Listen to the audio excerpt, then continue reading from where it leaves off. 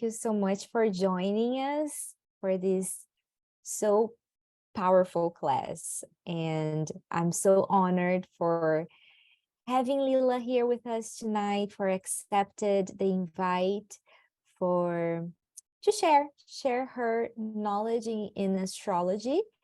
And personally, for me, astrology has been bringing so much clarity. I do readings of every year. I want to know about my chart and what's the tendency, what are the basically, it's not that I am reading my chart to know what's going to happen.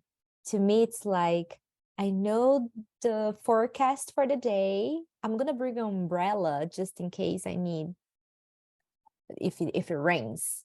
That's how I see astrology, really. If I could, in a nutshell, just say what astrology means to me. There's nothing to do with knowing the future. It's more about myself and how I can identify my strengths, my weakness, my challenge areas, where I have room, like where are the more challenging areas to grow and evolve, where are the areas that I have more flow and fluency. And then this way we can walk through all the different areas in our life. And Lila, I think that's your time, because I'm here. I can just I'm totally biased on this topic, and I want to welcome you. And thank you so much for accepting the invite.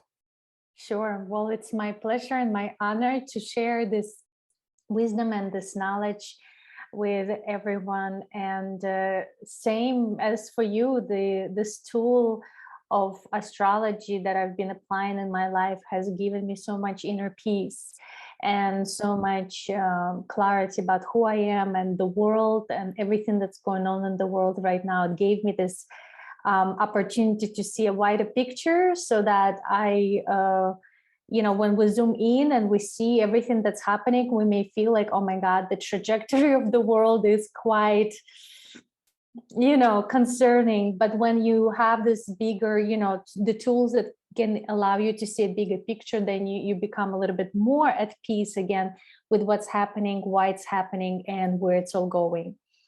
Mm-hmm. So I'm glad to share. And today we really gonna dive into some of the more kind of like technicalities, and I will help you to see how you can kind of see the different elements of your chart and what those elements mean. And specifically, we'll be focusing on the three components, which are the sun, the moon, and the rising sign of your zodiac sign, of your zodiac wheel.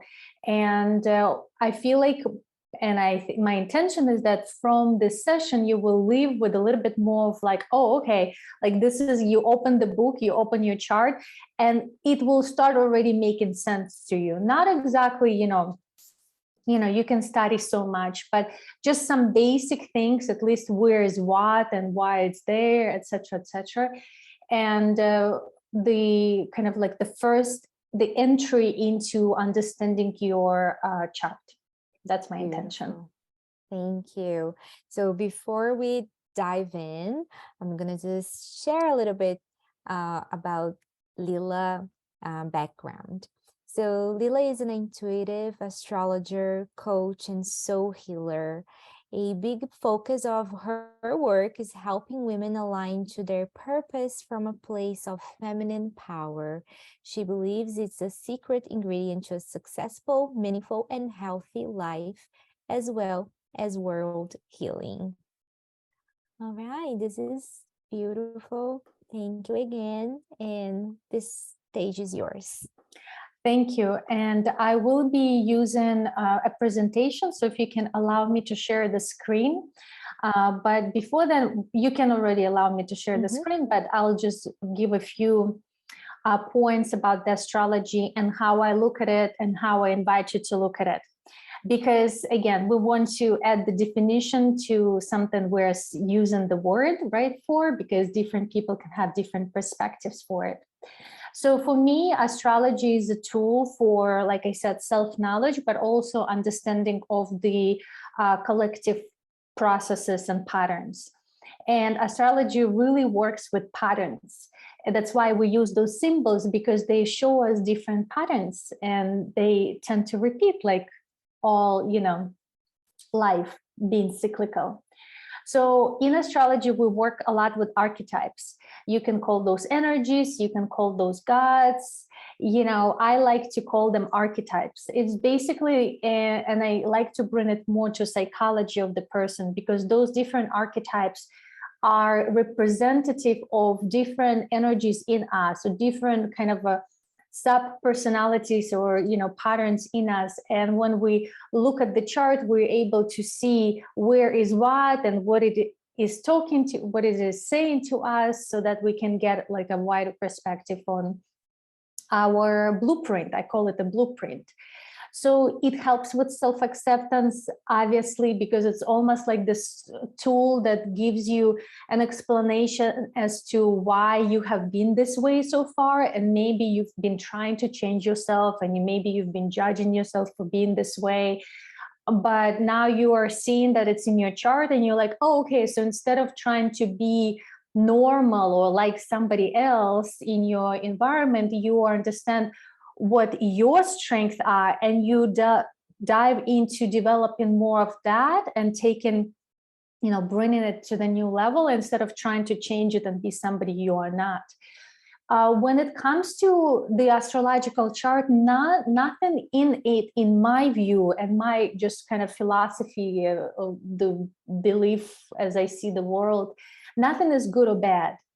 But the energies can be playing out in a more of a kind of a clear way and in a more distortive way. And that is really dependent on a person, because two people can have two similar charts, but the way how their lives will be playing out is very different, because of course we also have, past lives, we have karmic sort of patterns that we have. So there's many other things that we carry with us, and specifically the choices that we're making through our life, that is something that is, kind of our free will. That is something that we are free to choose.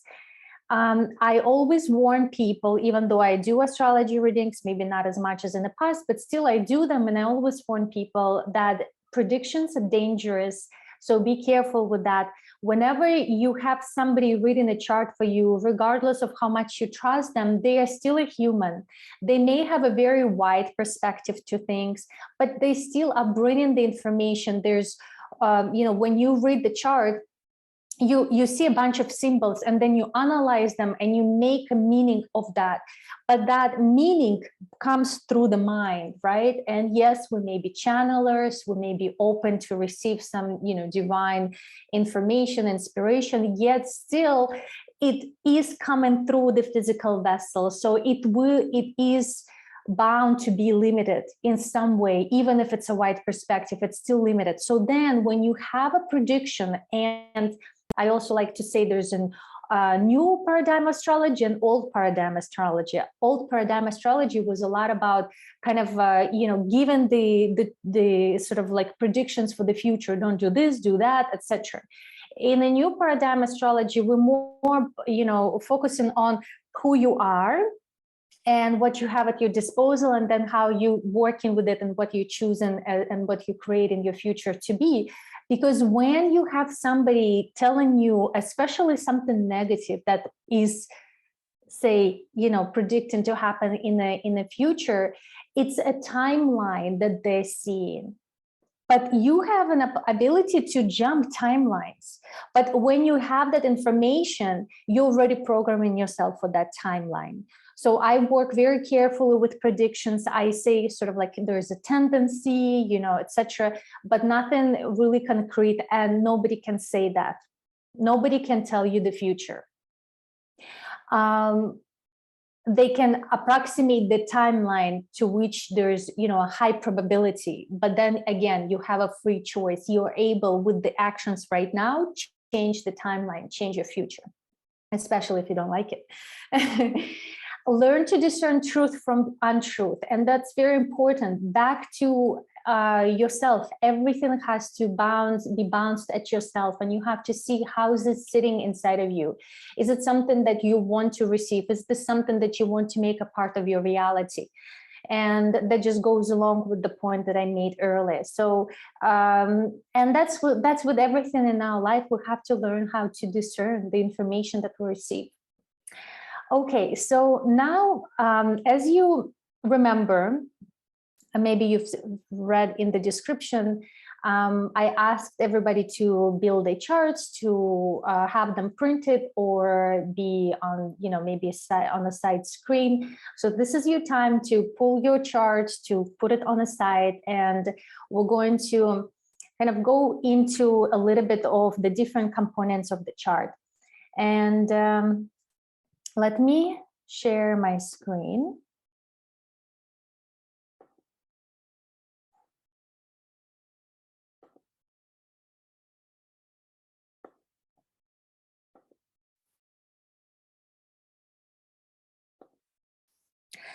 So how can you see that? Seems like you can see it, right? Yes, yes. Okay, perfect. So this is something that you would see right now. Of course, different systems, you can see them slightly different, but more or less you would see the wheel, and you will see these different components. And I'm going to go through like the basics of, what those components are, so that you get an understanding, and you can also, as I'm talking to you about these things, look at your chart and see the parallels between, right? This is just an example of a chart. Every chart is different, but at the same time, some things are always the same. So what are those things that are the same? So first of all, this is a snapshot. I call it sort of like a snapshot of the sky in the moment of, in this case, of your time of birth and from that location. That's how sky looked when you were born in that specific location. We don't have to use this, we don't necessarily only build charts for people. We build charts for events, we build charts for birth of countries, for, companies, etc. So it's just the time of not inception, but the time of birth that we'll look at. But for the sake of this specific workshop, we are focusing on our natal chart, right? So that's your chart that shows your birth information. What do we see here? We see a zodiac wheel. Zodiac wheel is that circle that you see. That's the zodiac wheel. In that zodiac wheel, we see zodiac signs. There are 12 zodiac signs, and you can see them. All of this on the outside, those are the zodiac signs, the symbols for them. So for example, we know this is Aries, then it's Taurus, then it's Gemini, then it's Cancer, etc. Right? 12 zodiac signs, they always go in the same order, but they can rotate, right? This chart can sort of like, if you bring this wheel and you just move it down, you can find that your Aries, this specific symbol is somewhere else, etc. But the order is always the same: Aries, Taurus, Gemini, etc. What do we also see over here? Besides the zodiac signs, we see the luminaries. We call them the celestial bodies, luminaries. We call them planets. Many of them we call planets, even if it's sun and moon. In astrology, we call planets. And those are these things over here inside of the wheel.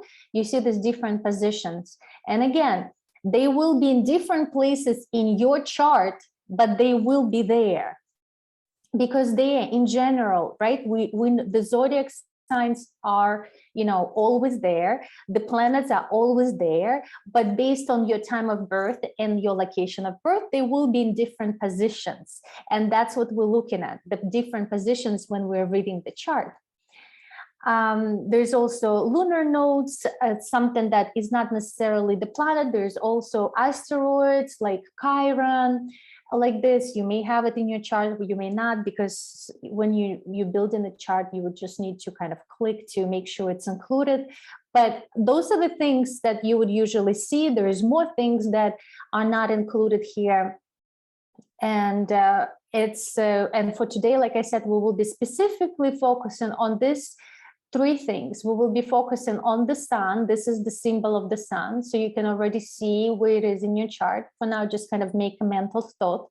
We will be focusing on the moon. This is the sign for the moon. Also find it in your chart right now, make a mental note. And we will be focusing on the ascendant. This is the ascendant. It's always on the far left, always on the far left. So we just keep in kind of that mental note there. The charts always have degrees. Obviously, the whole circle is 360 degrees, right? And if we have 12 zodiac signs, then it makes 30 degrees for each zodiac sign. So there's always 30 degrees in the zodiac sign. That's why you can see on this outer lane, right, where we have this zodiac signs, they're all equal. You see, they're all equal. They're 30 degrees. Each of them is 30 degrees. So they make 360. What's inside, I'm going to tell you in a moment, those things are not equal. But the outside is always equal, because those are just kind of like celestial, you know, beings, whatever is over there on the sky, it's always like that. Then we have quadrants and houses. We will briefly speak today about houses. Those are these things on the inside. You see these numbers 1, 2, 3, 4, 5, and again there's also 12 of them. They always go in this circle. They always start with this ascendant line. Ascendant line always shows where the first house is, and it's always on the far left, like I said. And then this whole thing inside is a house. So this is the first house, this is the second house, third house, etc. You will see that the size of the house will vary. There's always 12 houses, 6 on the bottom and 6 on top, because ascendant and descendant line stays always the same, because this is where this is our horizon when we're born.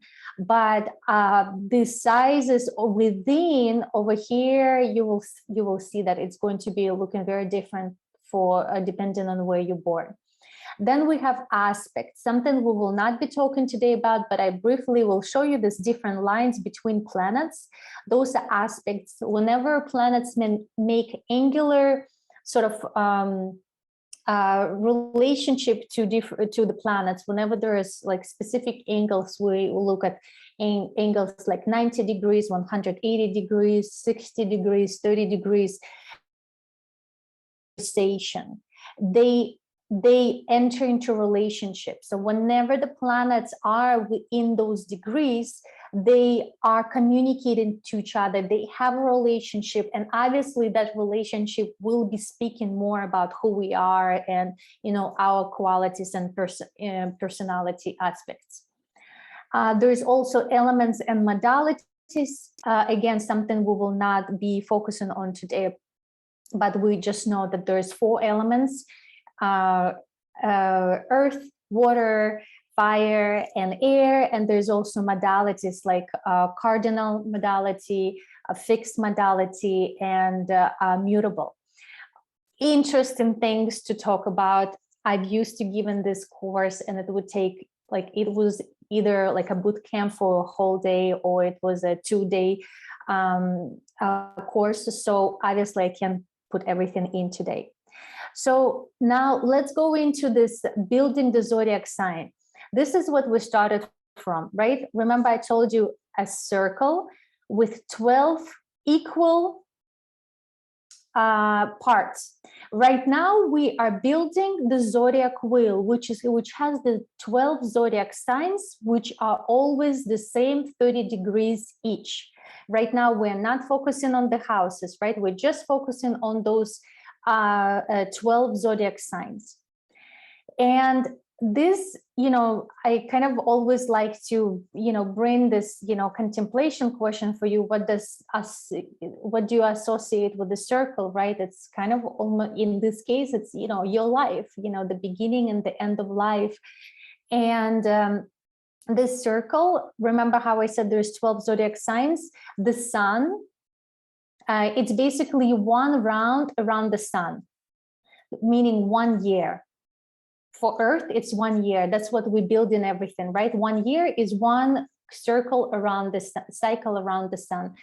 And then there will be another one. So once the sun goes for the entire year, it goes through all those 12 zodiac signs, right? And we have 4 directions. When I was telling you that on the ascendant line is always over here on the left, ascendant is basically the sign that is on the eastern horizon at the time of your birth. And so east, in this case, this was, you know, whatever the zodiac sign was on the east. And then there's 4 different, you know, angular points, also super important. Won't have much time to focus on it today, but highly recommend that you study that if you're interested in learning astrology. So something that's really interesting that I really kind of want to make this a point so that you don't look at these different zodiac signs as some sort of separate things. There is a logic behind them. And the logic is you can look at it as a progression of human consciousness. And I will give this information to you, and that will hopefully will make you easier understand what each of those zodiac signs mean and how it came to be what it is. So then when you're interpreting your chart or chart of other people, you're not just thinking, oh, just memorizing, but you actually have this logical conclusion how this came to be. And what we're looking at, remember how now we've filled in, right? I said that this 12 zodiac signs, they always go in the same order. Right? Because when we are born, not when we are born, but in March, on March 21st, Sun enters Aries. And so Aries, you know, until about 21st of April, that's when the Taurus comes in, etc., etc. That's for the position of the Sun. And Western astrology is all around about the, you know, Sun. We'll speak more about it later. So with the zodiac signs, how can we interpret them? So imagine a person is just born, and the progression of, you know, life of this person. First, of the consciousness of this person. First, when the baby is born, the first thing that the baby is sort of like starting to realize is that it just is, right? It almost doesn't even separate itself from anybody else. It's just there. The whole world is just taking it in. And that's why I would say Aries is the I am. I'll be giving you these keywords for each zodiac sign. If you're taking notes, this would be a good place to take your notes. So the Aries is I am, I exist, right? I'm born and I am, I exist. And the baby doesn't separate itself from mom, from any other things, but it just exists. Later, with time, the development is taking place, and then we are moving to, oh, I have hands, I have my mom, sometimes she's here, sometimes she's not here, right? So that's the Taurus, that's the representation of Taurus. Taurus is about possessions, it's having, right? Then consciousness starting to evolve, and then we get into this places, I think, I can actually think, right? That's the Gemini. That's the key word for Gemini. Once we sort of like developing more, we go into that, okay, I am, I have things, I think. Now I actually can care, I can nurture my doll, right? I can nurture my puppy, etc. And then we move into once we kind of move through that stage of development, we go into Leo, and that's the I express. So I can now express myself, I can express my vision, you know, that creative expression that lies in the Leo zone. And then human consciousness goes further. Okay, now I can express what's next, the desire to serve, the desire to be there for others. After that, we go into this place of, oh, okay, so there is another person, and maybe I want to create a relationship with them. Maybe I want to partner with them. So Libra is I partner. Further, once we're already in partnership, right, we're learning how to give and receive. We're learning all these different dynamics that the people have between themselves. Sometimes it's, domination, sometimes it's being dominated, etc. So we're learning that. And that's this energy exchange is happening. That's Scorpio, I circulate. Then once we sort of build that foundation for human relationships, then we come out and we feel like, oh, I want to explore, I want to see further out there, what else is there. That's the Sagittarius. The Sagittarius is the sign of exploration. And then we'll go to Capricorn. Capricorn is, once we move to this, and it's, you can see it's the highest point in your chart, and the highest point in your chart is this sort of like, I achieve, I want to leave a legacy. That's the Capricorn, and that's its sort of desire. And then once we left the legacy, right, on this sort of a human consciousness evolution, then we want to bring something more meaningful, something kind of like a bigger vision for the humanity, for the community. And that's the key word for it. I call it I aspire, and that's the Aquarius, the archetype of Aquarius. And the final one is I dream, but it also could mean Pisces is I am one. I am back to oneness, because I've traveled through finding myself over here as just alone, traveling through all of this human consciousness and arriving back into oneness, because I've already served the greater good, and then I'm coming back to God, coming back to oneness. What's really interesting here, that the soul evolution is the opposite. The soul evolution, remember, right? The soul saying, I am one with God, right? That's the Pisces. And then it's starting to descend. The soul is descending, and it's descending. And so it goes backwards from Pisces, etc., all the way back to Aries. And in Aries, it realizes its oneness in this physical body. And that is really powerful. And that is, I think, a lot of us on Earth right now are going through, is how can we embody this greatness that we are, right? That union with God, that soul that we are, into this physical body. And so that's where Aries can actually be. That's the potential for Aries. But also for Aries that is not mature, we can say Aries, I'm very much like kids, me, mine, etc.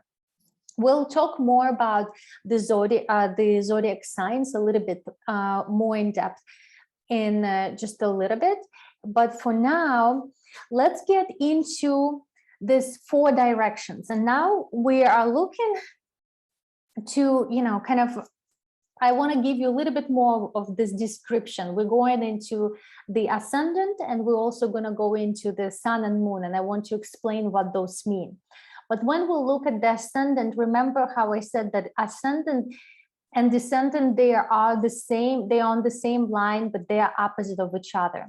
And so these are called the 4 directions. And they always, say 90 degrees. Right now, classically, we're talking about them as 90 degrees. In your chart, they may not be 90 degrees. But the point is that ascendant is always opposite of descendant, always 180 degrees, because it's one line. And IC, which is sort of like the bottom of your chart, is always opposite of your MC, which is the midheaven. So let's go a little bit into the description of what those mean, and make a specific note for the ascendant, because that's what we're going to be working with. Ascendant is basically how you are perceived from the outside, how you are put in this costume, your public persona when you go outside. That's what people know you by. And that's what the first impression that you give. That's why oftentimes we will look at the chart and we'll look at the ascendant, sun and moon. And that's why we're focusing on them today, because they're such big components to your personality and how you're seen. And then, of course, there are other planets that are also very, very important. But in this case, it's this sort of like filter between you and the world. It's what people see. And you may not be that on the inside, but that's what people see very quickly when they meet you. And on the opposite then, because this is, you can already see the logic. If the ascendant is what you are seen as, then the descendant is what the sides of you that are not seen. And the descendant is opposite. When we work with astrology, we always see this polarity. Whatever is on one line, one is polar opposite of the other. Even the zodiac signs that are polar opposite, meaning 180 degrees from each other, they have this very kind of you can understand one through understanding another. So in this case, the descendant, or where we start, the seventh house, is about the other. It's about your shadow. That's why it's also where partnership starts, because the partnership is the other. But it's also just that deep hidden part inside of you. So on the bottom, just briefly, I will mention that IC is your root, is this memory, is the home of your of your soul, and it's also family in the physical, in the physical body. Oftentimes represents our upbringing, and then on the opposite of it, obviously we have home, and we have our career, we have our aspirations, we have our sort of like where we're going, what we want to leave, like I said, as a legacy with life. And that's the opposite. And you see how, again, logically you can conclude how one sort of creates the other, because we are working with these polarities. So what I'm inviting to do right now for you is to find your ascendant, which is this furthest on the left. And you can also, for yourself in the future, find, the descendant, IC, and midheaven would be interesting for you to analyze them. What do I mean when I ask you to find them? So you see these bold black lines. And this is, and also it's where the number 1 starts, number 4, number 7, and number 10. Those are those angular points. And you see over here, it's not 90 degrees, but this is because if we were at the horizon, if you were born, I'm sorry, not the horizon, but if you were born right at the center of the planet, right at the equator, then everything would be exactly equal for you. But because you were born a little bit to the south, a little bit to the north, etc., then that's why those houses are different shapes. But you always have them. And look where this line falls, especially for the ascendant, because that's where we're going to be working with. And look within which zodiac sign it falls. So in this case, it's within the Leo. Now, you may not know the symbols. I'm going to give you the description, and we will match the symbol with the actual, the word, what it is. Right now, you can just try to draw something that you see. So in this case, this little guy, that's Leo. And you see how it is between, it falls inside of the Leo. Remember those 30 degrees of Leo. And for the IC, another example is that you see how the IC is in the zodiac sign of that Scorpio. So you can just like make a note for yourself. Okay, that's Scorpio. And we all, for those of us who are in astrology, we know that Leo, if it's Leo, then the opposite would be Aquarius, because they are always opposite signs. So we already can conclude if the ascendant is in Leo, the descendant must be in Aquarius. If the IC is in Scorpio, the MC must be in Taurus. But this is just a little bit of information for you. I don't want to overwhelm you because I know in 1 hour, giving all of this information can be overwhelming. So let's focus on the ascendant right now. A little bit more of a closer look. Another example, right? You see how this is the furthest, and you will see this letters A and C. And we call them a cusp of the first house, then there is a cusp of the second house, etc., cusp of the third house. So where is the cusp of your first house? Meaning which zodiac sign it is. In this case, it is in Capricorn. This is Capricorn. And like I said, I will be giving you the match, like what symbols mean. So find it for yourself and make a note for yourself where it is. I would like to see if anybody has any questions with this sort of kind of information that I've given. If you don't have any questions, you don't have to say anything. But if you have a question, this is your time to ask if you can find your ascendant. Okay, so it seems like we're all doing good. There will be more time. Hopefully, I'm trying to make time in the end. I'm not sure if I'm doing a really good job. So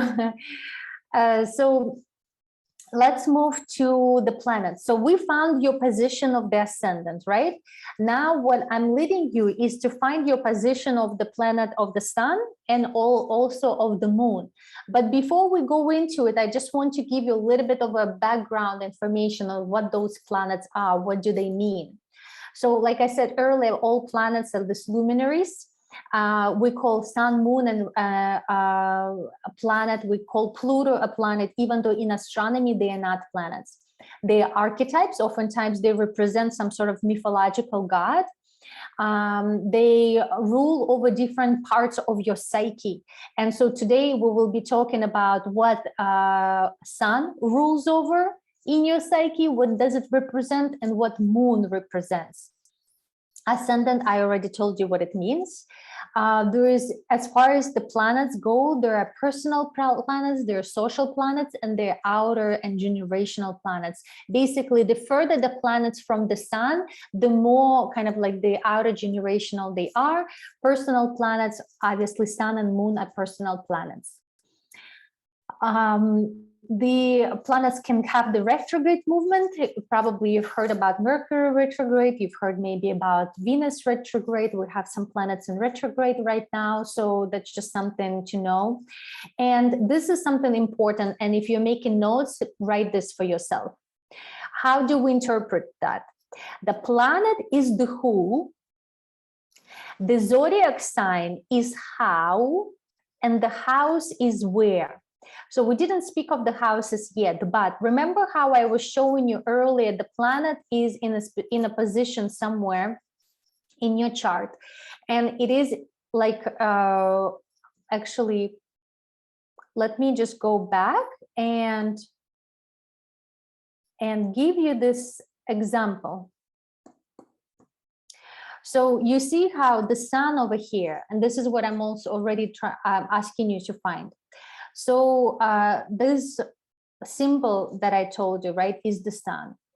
It is in this specific zodiac sign. So in this case, it is in the zodiac sign. It's a sign of Taurus. But if you don't know what this sign means, just write that little kind of, little head with the, like a bull head.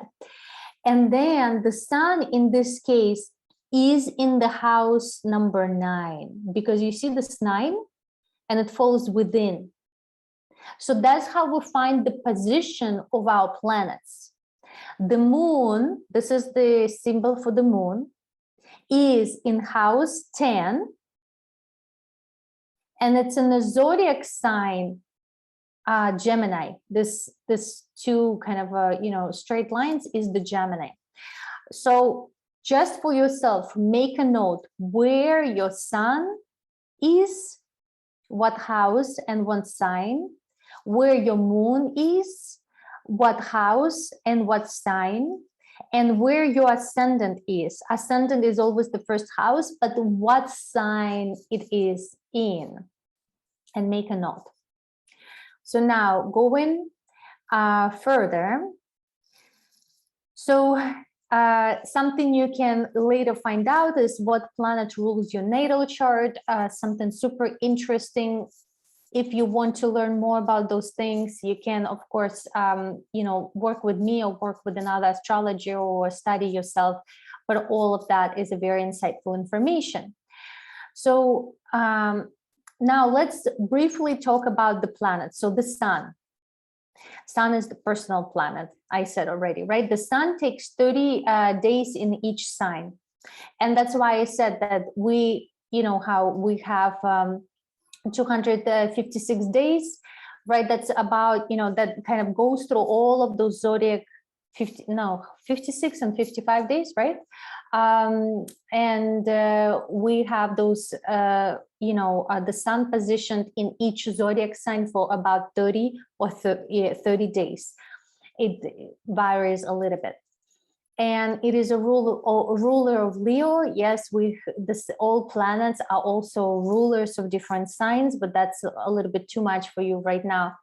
And what is important is that on that psyche level, right, the responsibility that the sun has, or what it's sort of kind of archetype of, is your ego, is your core personality, is that self, the consciousness, your vitality, your stamina. It's that person that you are, with your desires, with your interests. That's why so much of the Western astrology, because Western astrology, Western, right, mind, personality, is based on sun, versus something like Vedic astrology has a very strong focus on the moon. And I'll talk about the moon in a little bit and what it means. But you can already guess that it's something of the opposite nature. So the sun is obviously this powerful, young energy. It's about moving forward. It's also can be, presenting the sort of like giving you information of your fathering, how you experienced your father, and maybe how of a father you are, if you were a father. And these are the questions that you can ask yourself. What drives my action? Sun asks that question.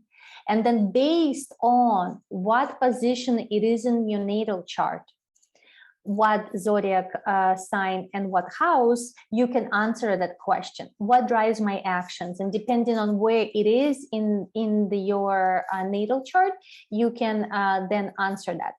What do I do? What do I do?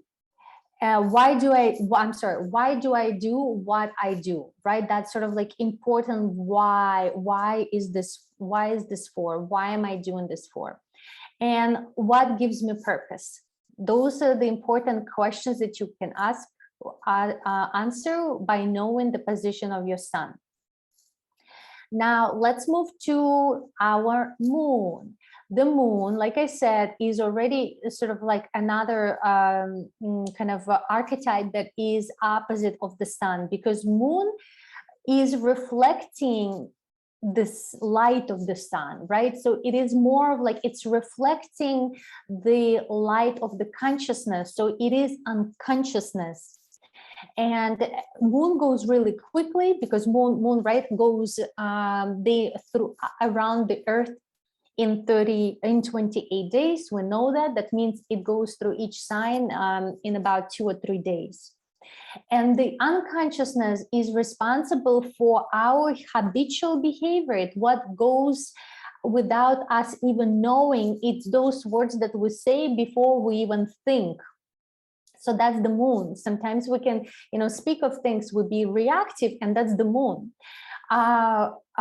It shows our emotions, it shows our instincts, our initial reaction to everything, like I said, our habits, our moods. And that's why in Vedic astrology, they put such a strong attention on the moon, because it is such a, again, in our like mind-dominated environment in the Western world, we focus more on the sun, but they are focusing more on the moon because they know how much of the control the unconscious and the subconscious has on you. And those are our deepest feelings and our needs. And the questions that moon can answer for you is, what do I need to feel secure? And how do I instinctively respond to problems? Remember, like I said, it's like before you even think, something you do. And that's where the position of the moon can show you. Now, this is where we get into this place where we want to understand at this point where your sun and where your moon is, in what zodiac sign and in what house. And I'm going to be sort of like giving you a basic information about the zodiac signs. And so this is the, Aries. When you watch the recording, you can pause and take a look at it more. But right now we're going into the Taurus. Remember how I said that everything, all energies have sort of like more of like a harmonious way of speaking, and then more of a distorted way. It really is up to you. And sometimes, not sometimes, but oftentimes the aspects between planets can show us whether, the way that the planet is speaking is more harmonious or more distorted. But going back to Taurus, and for now, I'm bringing you the zodiac sign, and now you kind of bring your attention back to where is your Taurus. So you have ascendant in Taurus, or for example, somebody would have the sun in Taurus. It would mean slightly different things, even though the Taurus by itself is what it is, right? And now here you actually can see the match of the symbol to the actual word, what it reads, right? You can make note of that. So Taurus, just in general, the energy of the Taurus, right? They're dependable, they're persistent, they are loyal, they're patient, they're generous, and they could be also stubborn. They could be lazy, they could be possessive, they could be materialistic. Remember, that's how I said, there is one way of expressing the energy and kind of like more of the other way. And just a little more of that.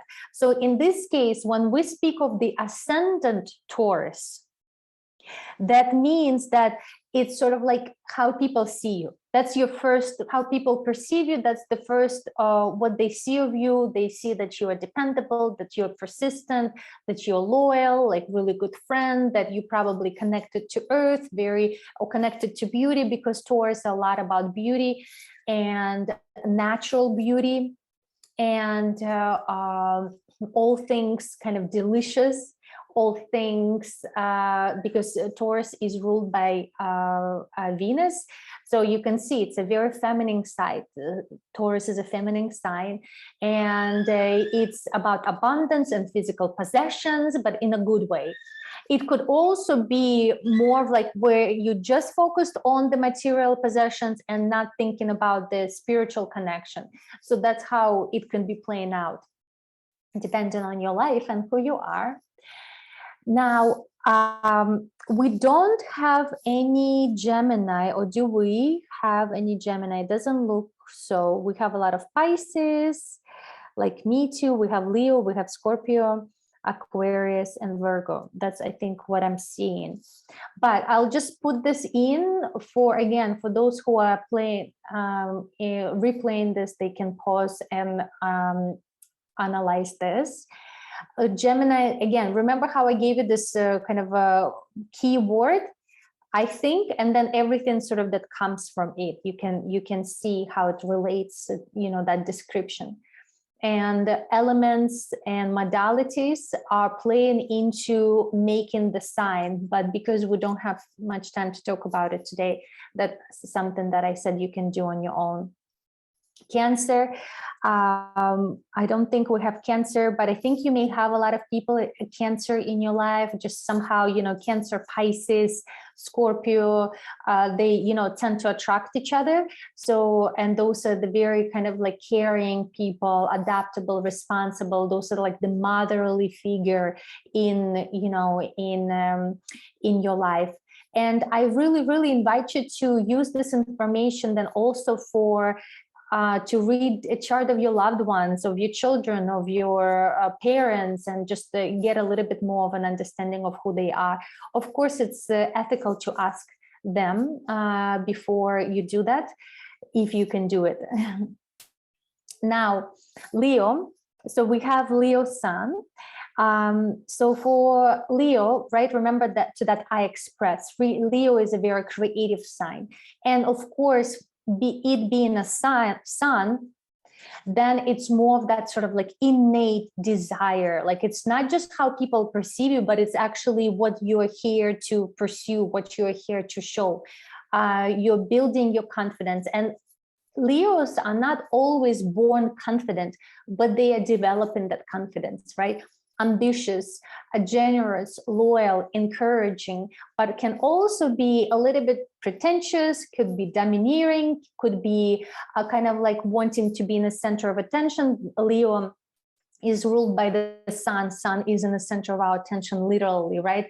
So they could be a little bit more of that kind of, energy. They like to take a center stage, but that's all about the balance of taking a center stage, but also sharing, giving the stage and amplifying the voices of others. So they could be stubborn, they could be vain, etc. That's just how it can play out. And Virgo, we have Moon in Virgo.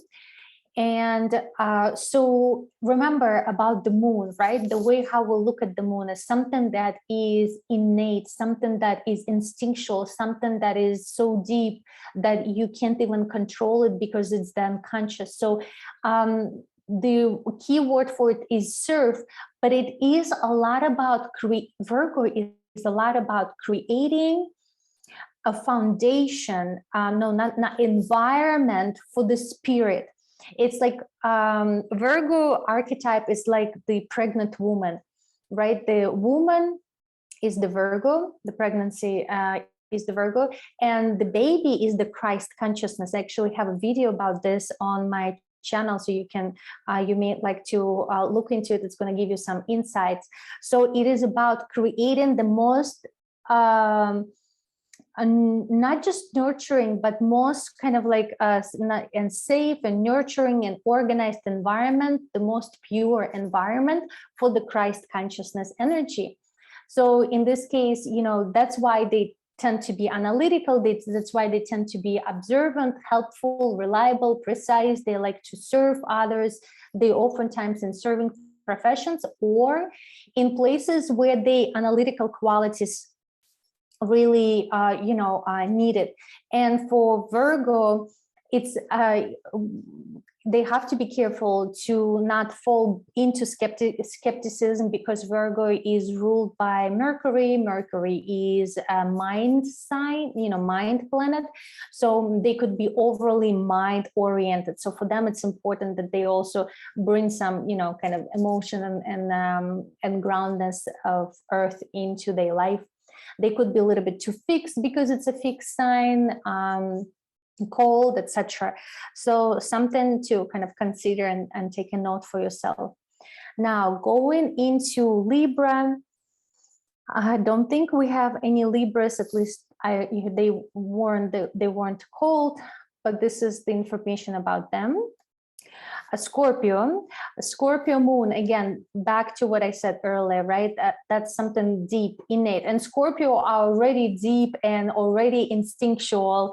So that just shows how there's deep emotions run that sometimes they may not even be presented to people in your life. Sometimes they come out as a tsunami and or a hurricane, and it's sort of like it's important for Scorpio, which could be a little bit difficult because they are so emotional, to not hold on to the emotions for too long and too much, because then they're going to start destroy you from within, and then eventually it's going just to come out as this huge wave, and it's going to be also disturbing and hurtful to others.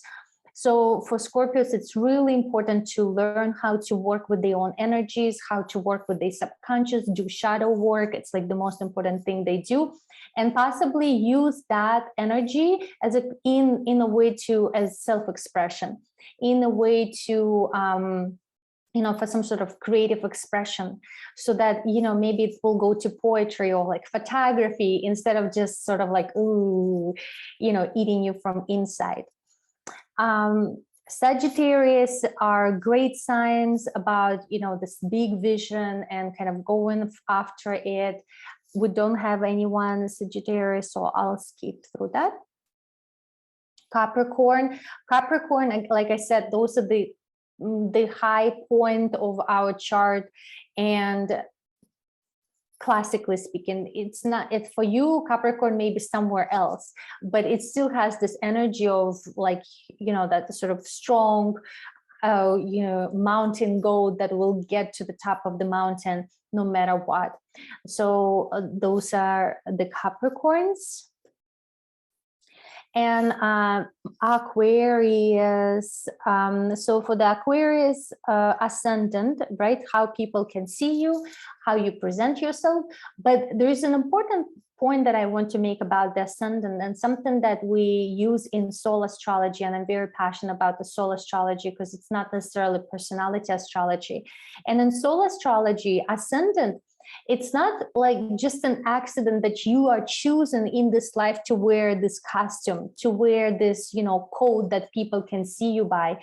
Is because you want to develop that energy in you. And it's not only for Aquarius, for any ascendant sign that you are in, it's maybe not that very known energy for you, and you want people to see you as that so that you can develop it stronger, because it's hard to run away from it if you are seen as that, right? So you have to deal. So it sometimes can give you these places of challenge where, oh, why do people see me as that? That's not me. But at the same time, it's really helping you to develop this quality, because in soul astrology, we say that in past lives, you probably neglected that side of yourself. So Aquarius is about this vision for the humanity. They're very humanitarian signs. They're very much about individuality, and then also seen for a group. They are big for community.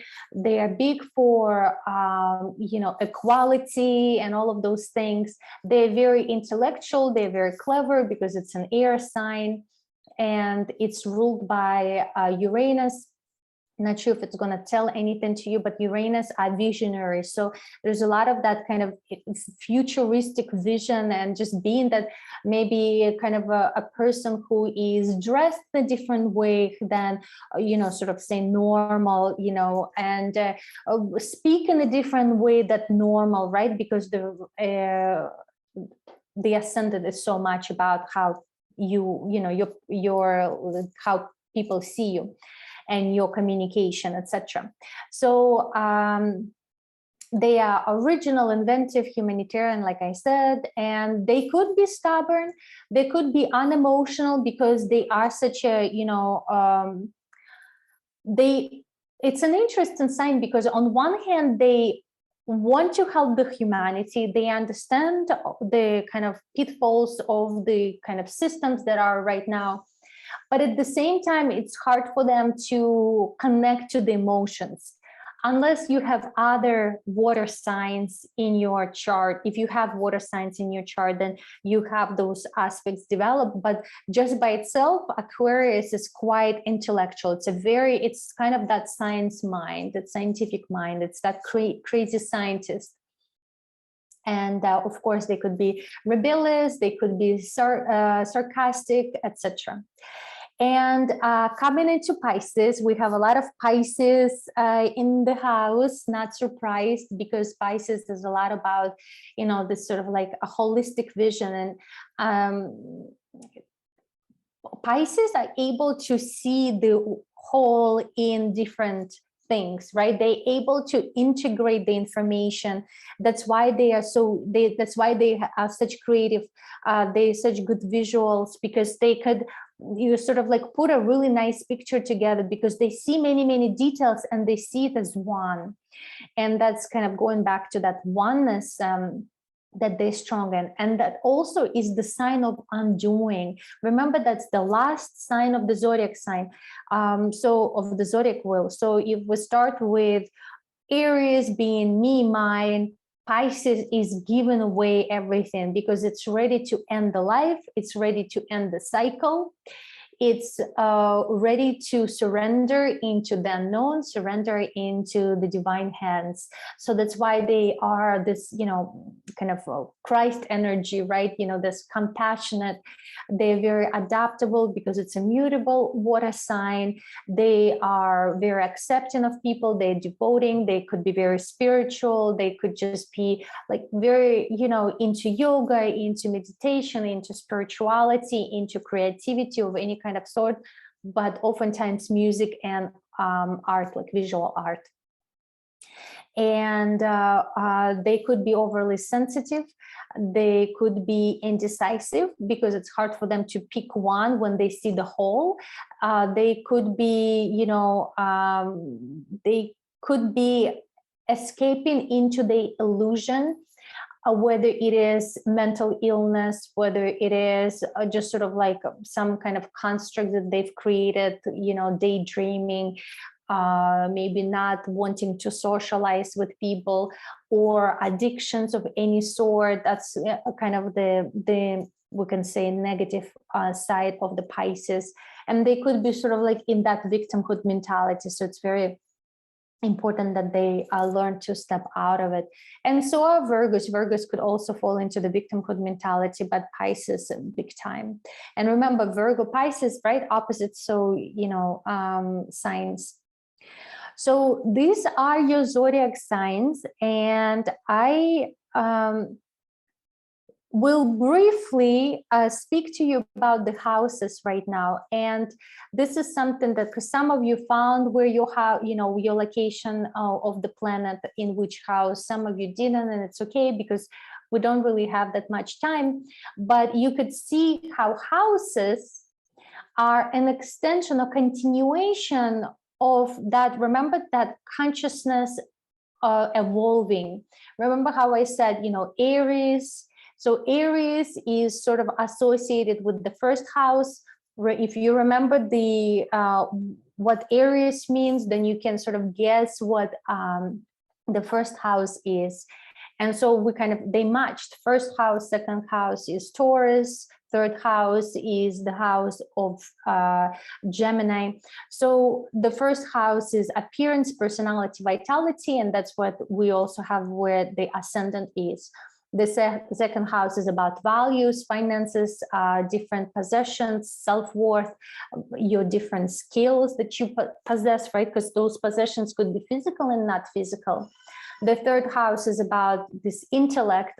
And so if you have a lot of planets in the third house, or if you have a lot of planets in any of those houses, regardless whether it's sun, moon, or some other planets, if you have, especially if you have 3 or more, we call it a stellium. That means that house is specifically is more important for you.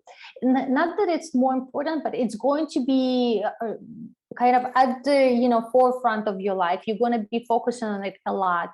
Maybe you will be trying to work some things out. Maybe you will be benefiting from it. But there's just a lot of action that's happening in that house. So it's just something that you can take a look. So you could see the fourth house is about home, family. Remember Cancer, roots, ancestors, and the fifth house is about creativity. It's about fun. It's about romance. It's about children, because creativity and children, right? That's kind of our main creation. So we're big on that. And inner child, of course, also. The sixth house is a house of work, routine, self-improvement, service, health. Seventh house, house of Libra, is partnership, relationships, marriage, different contracts. Those could be partnerships that are business partnerships also. Those could also be your hidden enemies. And actually, I'm sorry, not hidden enemies that you sort of like and you like, ooh, you don't like them. Remember about the shadow, right? Because the seventh house is also about the shadow. So the people who will be sort of like highlighting for you something that you don't like about yourself and you don't accept.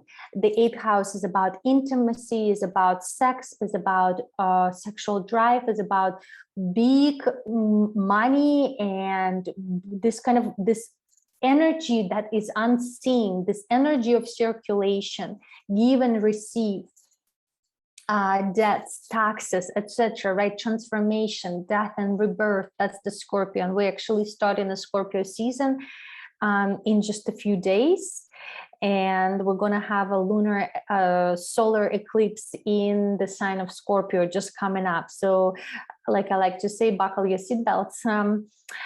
And the ninth house is the house of Sagittarius. So it's representing beliefs, philosophy, higher learning, religion, travel, law. Again, see, if you have lots of planets in that house, then it would be highlighted for you. The 10th house is the house of reputation, authority, visibility, status, career, trade. The 11th house is your hopes, friendship, groups, communities, creating different circles, aspirations, visions. It's something more than just that, you know, your career, but something else for the humanity, because it's the house of Aquarius and it is ruled by Uranus.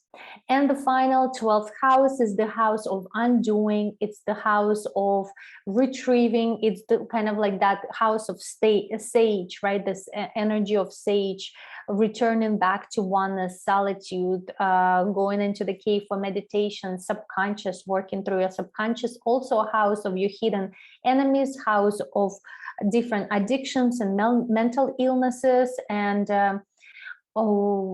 also house of dreams, and something that's beyond that you can imagine, the dreams beyond that you can imagine, because they come directly from the source. So that's it. That's something that I wanted to give you right now as kind of an overview, something that you can find for yourself. There's so much more that I can share and I would love to share. Actually wanted to really for us to live with is we have a major solar eclipse coming up, and then after that a lunar eclipse. All eclipses, they always come in pairs, and this one is going to be in Scorpio. It's always something that right now you're like, oh, what's coming up? I'm not seeing anything, and then when it comes in, you're gonna be like, oh my God, like you're definitely going to feel it every new and full moon. So solar eclipse is like a big new moon. It always happens on the new moon. Lunar eclipse always happens on a full moon. But the thing is that then when it comes to eclipses, because they happen every 6 months instead of every 1 month, they're like major new moon. They are starting a new cycle that will be unfolding for the next 6 months. So the reason why I'm saying this to you is because whoever has their chart right now, I would like to help you to find your Scorpio. What we're looking for is 2 degrees of Scorpio. And then we're going to find in which house it is. And when you're going to find in which house it is, and I can help you if you are able to like share that chart with me, I can tell you, then you will know where this new change is coming. There's something new that will be coming. Maybe it will be coming from nowhere, as it may look like, because it will be coming from your subconscious, your Scorpio. And then it's just going to hit you, but then with like a big wave. But if you like, Debbie said she uses astrology as like weather, right? She brings an umbrella. At least you will know, okay, like I'm not crazy. Everything is, in universal order, and I just have to learn how to go with the flow with this energy and take the best of it. When it comes to eclipses, the eclipse season, we can say it's 2 weeks from one eclipse to another, but there's always, you know, the like nothing is in just one moment, one day, right? The energy is building up. Then we're going to have like a blow up. Then what happens in the period of the between the eclipses is that things it's all about destiny, because eclipses work with nodal lunar nodes, and they're about destiny. So whatever things will be happening in your life, they may be taking your ground from your feet, but know that it's a divine hand. And that's what's really important to know, that yes, there may be some shifts that you didn't expect. Oftentimes eclipses bring that, they bring shifts that we don't expect. We usually tend to the advice is to not make final decisions, to not sign big contracts, because it's just something that is still, you're still in like this hurricane. You don't know when things are going to settle down, what it's going to look like. But just go with the flow and, you know, meditate, be in your center as much as you can. So first, when eclipses happen, say we're on a path and sometimes we go off the path. The eclipses help us to come back to the path. So instead of us being like, you know, because sometimes people can lose their jobs and then, well, okay, maybe that was actually like not the job that, you know, universe was telling you for a long time, but you didn't want to leave it. But now like, okay, you've been laid off or something like that.